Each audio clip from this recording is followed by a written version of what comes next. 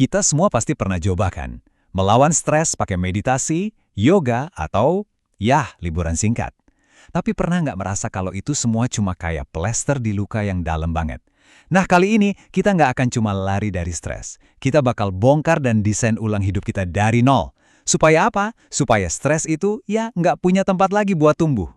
Coba bayangin di gambaran ini, ada orang lagi meditasi, posisinya udah sempurna banget, tapi rumah di sekelilingnya lagi kebakar. Konyol banget kan kedengerannya? Tapi coba pikirin lagi deh, bukannya ini persis yang sering kita lakuin? Kita sibuk nyari ketenangan batin, padahal struktur hidup kita, kerjaan, komitmen, kebiasaan sehari-hari, lagi ambruk di sekitar kita. Nah, ini dia nih inti masalahnya. Oke, dari gambaran meditasi di rumah yang terbakar, Badi, kita langsung masuk ke poin pertama kita, jebakan relaksasi. Yuk kita bongkar bareng-bareng, kenapa sih solusi-solusi yang selama ini kita andalkan justru malah bikin kita makin terjebak?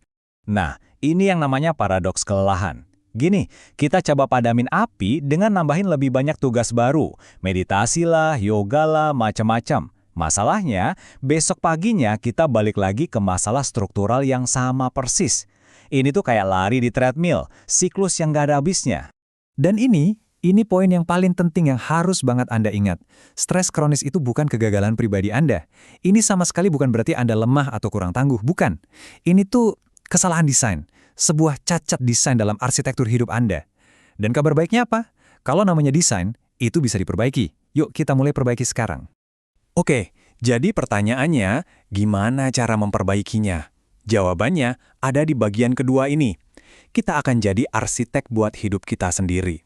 Tujuannya, udah bukan lagi sekedar mengelola stres, tapi merancang sebuah kehidupan yang dari sananya, dari dasarnya emang nggak menghasilkan stres. Coba deh, lihat bedanya di sini. Di sebelah kiri, itu pendekatan reaktif. Cuma nempel-nempel plester di retakan, yang ada malah capek terus. Hidupnya tuh kayak mode bertahan. Nah, di kanan, ini dia, desain proaktif. Kita bangun fondasi yang kokoh dari awal. Tujuannya bukan lagi cuma bertahan, tapi benar-benar berkembang. Misi kita semua adalah pindah dari kolom kiri ke kolom kanan. Akar masalah dari semua ini ada namanya beban struktural berlebih. Coba bayangin aja, komitmen harian numpuk, notifikasi nggak berhenti-berhenti, jadwal acak-acakan, semua itu bikin sistem saraf kita kejebak di mode lawan atau lari. Hasilnya, tubuh kita nggak pernah ngerasa aman. Nggak pernah bisa benar-benar istirahat. Oke, cukup teorinya. Sekarang kita masuk ke yang praktis. Pilar pertama dari desain ulang hidup kita ini adalah perkuat tubuh Anda. Kita harus banget bangun fondasi fisiologis yang super kokoh. Dan ini bukan cuma saran basa-basi ya. Ini adalah hal-hal fundamental yang nggak bisa ditawar. Olahraga teratur, tidur yang berkualitas, nutrisi yang benar, sama kena sinar matahari pagi. Tanpa 4 hal ini, semua strategi lain yang bakal kita bahas nanti bakal runtuh gitu aja. Anggap aja ini kayak pemeliharaan wajib buat tubuh kita. Sama pentingnya kayak ngisi bensin mobil. Butuh satu trik simple tapi dampaknya gede banget. Coba ingat angka ini, 20. Iya, cuma 20 menit di alam itu udah cukup buat nurunin hormon stres Anda secara signifikan. Ini mungkin cara paling gampang dan paling cepat buat ngeriset sistem saraf kita. Nah, ini ada alat lain yang bisa Anda pakai kapan aja, di mana aja. Gini caranya. Tarik napas pelan-pelan lewat hidung, hitung sampai 4. Terus, hembuskan lebih pelan lagi lewat mulut, hitung sampai 6. Ulangi aja selama 5 menit. Hembusan napas yang lebih panjang ini tuh secara langsung ngasih sinyal ke sistem istirahat dan cerna kita. Bilang kalau, kita aman. Oke, fondasi tubuh udah kita perkuat. Sekarang saatnya pindah ke pilar kedua, beres-beres otak kita. Percuma kan, badannya udah tenang, tapi pikirannya masih kayak pasar malam. Nah yuk kita atasi kekacauan mental yang jadi bensinnya stres ini. Masalahnya itu namanya beban kognitif kronis. Bayangin aja otak kita itu kayak browser komputer dengan ratusan tab kebuka. Ada tab kerjaan yang belum kelar, tab email yang harus dibalas, tab kekhawatiran ini itu. Gak heran kan kalau otak kita jadi lemot dan selalu siaga. Gak pernah bisa istirahat beneran. Solusinya simple, kosongin kepala Anda. Caranya ada 3 langkah. Pertama, tangkap tulis semua tugas, ide, dan kekhawatiran di satu tempat terpercaya, entah itu buku atau aplikasi. Kedua, blok waktu, kasih jadwal yang pasti buat tiap tugas. Ketiga, fokus tunggal. Pas lagi ngerjain sesuatu, kerjain itu aja. Sumpah ini bakal ngebebasin ruang di kepala Anda secara drastis. Oke, tubuh udah lebih tenang, pikiran udah lebih rapi. Tapi, tunggu dulu, belum selesai. Pilar ketiga ini super duper penting di zaman sekarang. Kendalikan lingkungan Anda. Kenapa? Karena seringkali stres itu bukan datang dari dalam, tapi nyerbu kita dari luar.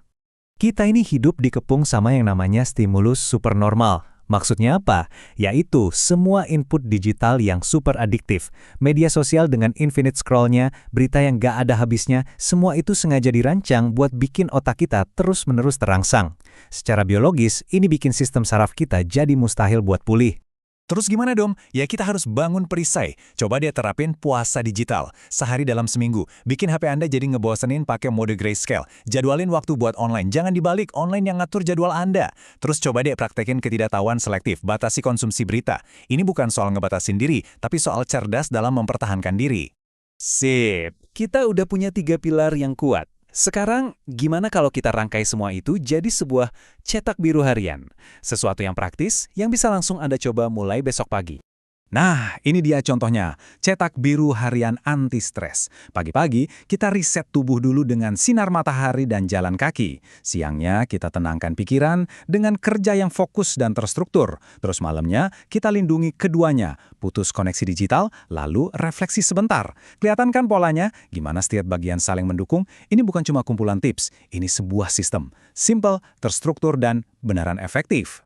Dan pada akhirnya, semuanya kembali ke sini. Ke kutipan ini yang merangkum semua yang kita bahas. Cara paling efektif buat menghilangkan stres kronis adalah dengan merancang sebuah kehidupan di mana Anda tidak perlu terus-menerus mencari pelarian darinya.